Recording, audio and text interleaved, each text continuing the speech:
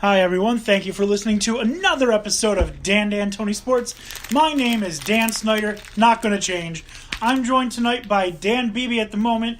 Dan O'Shea will be here momentarily, but Tony's off, so we're going to be rocking with the 3 Dan band again tonight. Dan Beebe, how are you doing? Enjoying some good fucking ice cream. Oh, hey man, it's just good ice cream. Alright, so what we're going to do, if you haven't been listening for the past 48 shows, we're going to start with our pigskin poetry. Which shame on you, because we've been doing this for over a year now. Yeah, over a year. All right, so we're going to talk some WWE because WrestleMania is coming up. Oh, yeah.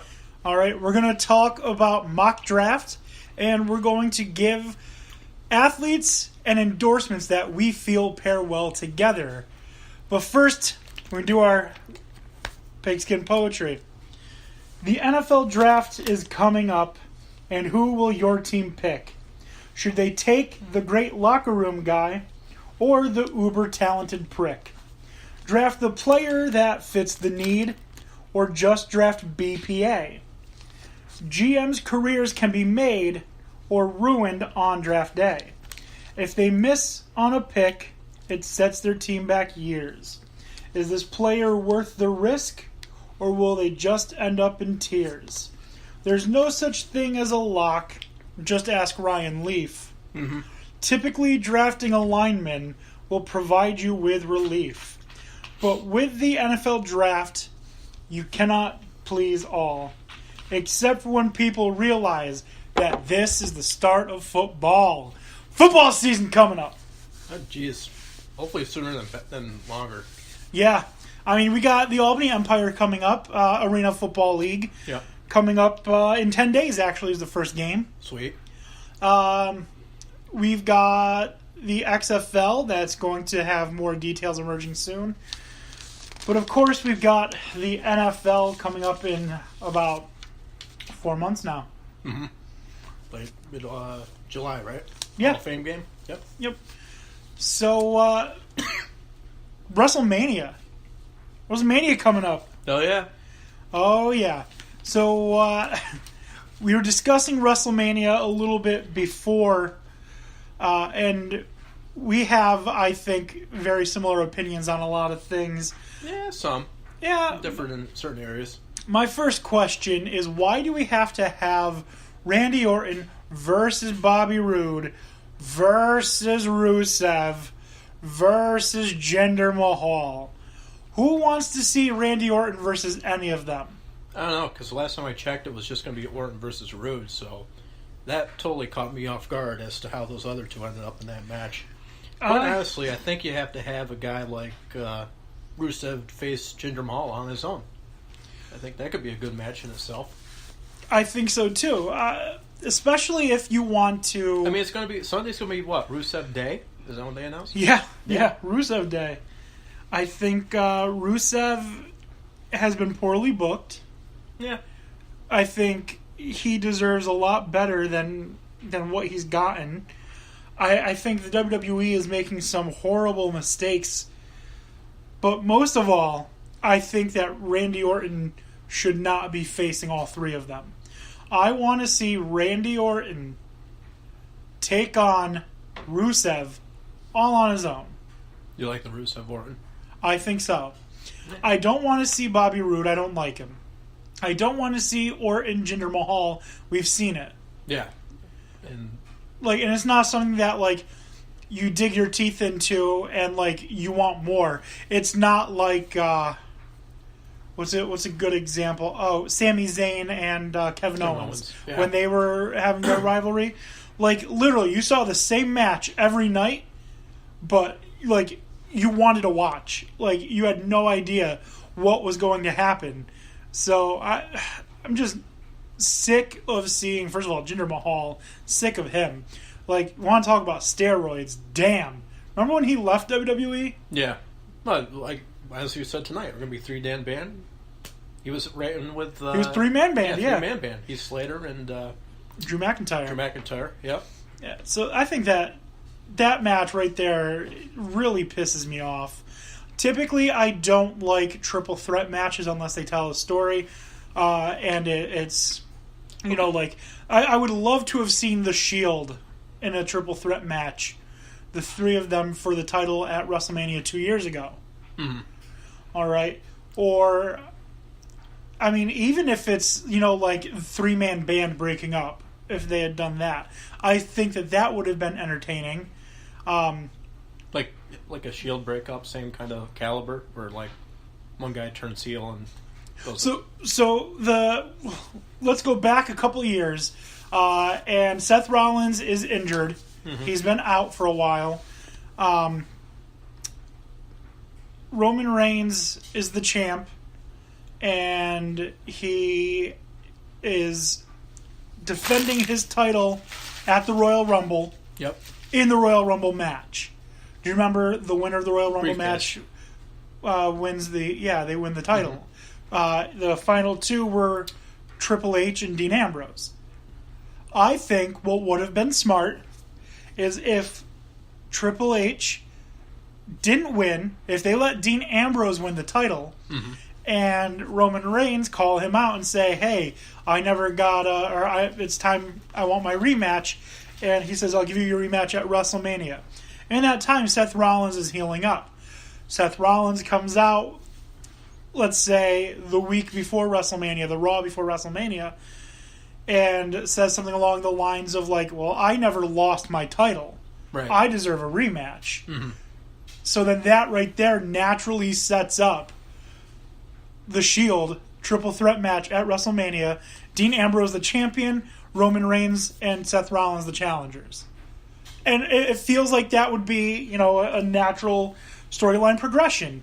Not this whole, like, forced Triple H comes in and wins the title. That was bogus. We all know it was bogus. What do you think about that? Like, the triple threats telling a story, I like them. I'm good with those. Triple threats just to have a third person, I don't like. Yeah, if it follows a pre-established storyline, absolutely. I mean, and even, like you said, I remember, I think it was even the year before that, it was a triple threat with Brock Lesnar, Seth Rollins, and Seth Rollins and Dean Ambrose. And then Seth cashed in Money in the Bank. Yeah. So and that in itself was kind of established, I guess, at well, the that end was... you had a fourth, person entering. But no, we only had a third. Because it was Roman versus Brock. Versus... It was just those two. And then Seth Rollins came in and cashed. Okay, then yeah. Yeah, so it was an odd situation. But, like... You're getting more... You want to get in more, like, to where it's going to be Miz versus Finn Balor and Seth this year, right? Yeah, so what I would rather see... Four guys that have pretty much absolutely no... Right, they have no reason. Ties. Yeah. Exactly. I would rather see the first match, opening match, is a main event caliber match. I'd rather see Seth Rollins and I'm blanking on the Dean? Finn Balor. Finn Balor. I'd rather see Seth Rollins and Finn Balor battle in the first match of the main show for WrestleMania, and then the winner later that night gets to challenge The Miz for the Intercontinental title. Yeah. That's what I would rather see. I don't want to see a triple threat match between what should be, main event quality and then The Miz. But you got to ask yourself, too, is the Miz's wife going to interfere? Because she's been known in the past to do that. She just had a baby. Yeah. So she's not going to be there, I'm sure. Like, she's got like a 10-day-old baby. No. Yeah. So I'm pretty sure she's not going to be present at Mania, at the show of shows. But could even be like in the audience and like I'm guessing not. Watching from like, I don't know. I'm guessing she's not going to be there, but there are other stupid matches. Like we have a triple threat tag team match between the Usos, mm-hmm. the New Day, and then the Bludgeon Brothers. Why? Why? I even like the last pair in that matchup. I mean, I don't understand, like, how they're even, like, relevant, considering that used to be part of the Wyatt family. Well, they should have won titles as the Wyatt family. Right. I mean, now they kind of have to stand on their own. I don't... As far as longevity, I just don't see it. I think Luke Harper could. I'm not a big fan of Eric Rowan, No. but I think Luke Harper is good. Yeah, and the company's even proven that in the past now that they're not fond of Rowan. He's been in and out. He's more injury prone. And Luke Harper, I know he's native pretty much right here in New York State, so Is he? I'm pretty sure it's out central New York or something, but I digress. I mean, yeah, I think he could probably stand and be like a intercontinental U.S. title holder all in his own. Yeah, I think so too. But what do you think about we're going to move on because I don't want to talk about that tag team champion or that tag team titles match. Yeah. We're going to go to the other side. Well, it should, it'll be interesting to see how it plays out, but it's just we wouldn't be writing the same card if it was up to us. No, exactly. Exactly. I think I think they're doing a pretty poor job, honestly. Right. I mean, it'll probably end up being decent and okay, especially, the Baylor, Rollins, Miz will probably be a good match. But there's also the tag team title match between the Bar. Yeah, Jameson Cesaro versus Braun and who knows. Yeah, Braun's made up twin brother as it stood as of last night. Yeah, we were talking even earlier. You had some ideas of who a potential partner for him might be. Yes, so the people that it makes the most sense in my mind, and of course it's probably not going to make sense to anyone else, especially because people hate rehashing old storylines, but then are happy when you see like the Dudleys come back and stuff like that. That's not going to happen anymore. No, I'm saying the kind of people that are going to complain about what I'm about to say are the same kind of people that were excited that the New Age Outlaws came back and beat or were the tag team champs. Mm-hmm. Bray Wyatt. I think Bray Wyatt would be a good partner for Braun Strowman.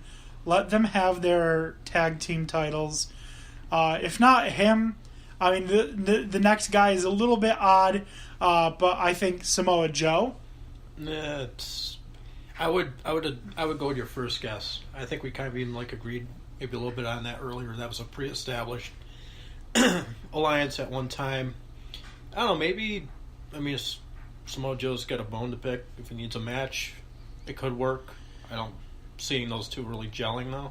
Yeah, I don't know. Elias, because he doesn't have a match either. I think that'd be the funniest thing because they were back and forth as over the past month and a half roughly. Monday night battling it out, and they were actually they named the matches Did they have a theme of what they called the matches they had? I don't know. I don't. Yeah. Point aside, but. Oh, we're getting some messages in from our guys at Run the Point. Braun's potential partners: Samoa Joe and Big Cass. Yeah, I mean, Big Cass is in itself it's become quite the heel, I guess. So yeah, that could be a potential alliance. Run the Point also saying Elias might have a concert segment with The Rock. The Rock concert. Do you remember? 2.0. Do you remember when he sang to Vicky Guerrero? Rock? Yeah. I think so. Yeah. Because Biatch, you look horrible tonight. I remember Rap Battle versus Rock concert where John Cena came out. After he was established as the new, Never Give Up. Went back to being Dr. Thugonomics for one night. And then, I believe it was Monday Night Raw about 7 years ago now, 2011. And then Rock just came out, right as the show went off the air last segment and pretty much wiped him clean. But, yeah, I mean, I just can't believe, Braun's going to be able to represent himself. That doesn't just seem like, I mean, he could. Maybe we're going to see one guy holding both titles for a time being. Maybe. I did come up with one strange theory that I'm sure is not correct. What if they found him a partner in